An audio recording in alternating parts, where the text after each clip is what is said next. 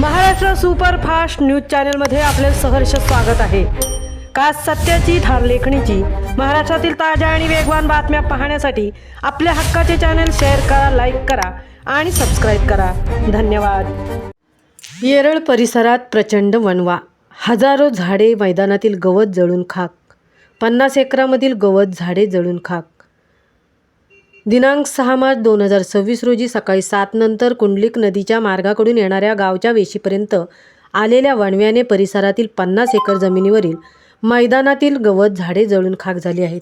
हा वणवा विझवण्यासाठी ग्रामस्थांनी आपल्या जीवाची बाजी लावली, परंतु वणवा आटोक्यात आणण्याचा प्रयत्न केला आणि या वणव्यामुळे फळे देणारी झाडे तसेच मैदानातील गुरांच्या वैरणीचा गवत अक्षरशः जळून खाक झाल्यामुळे आता गुरांच्या वैरणीचा ज्वलंत प्रश्न बळीराजाला पडला आहे। त्याचप्रमाणे फळ देणारे वृक्षही जळून खाक झाल्यामुळे बळीराजापुढे मोठा गंभीर प्रश्न उभा आहे। गेल्या वर्षी अशा प्रकारचा वणवा लागून ही मोठी हानी झाली होती। यावर्षी या गोष्टीची पुनरावृत्ती झाली आहे।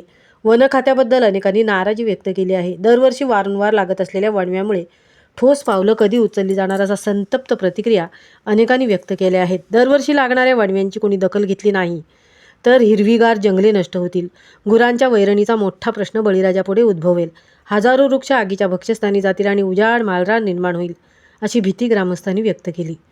महाराष्ट्र सुपरफास्टसाठी हरिश्चंद्र महाडिक सह तृप्ती भोईर, सुतारवाडी।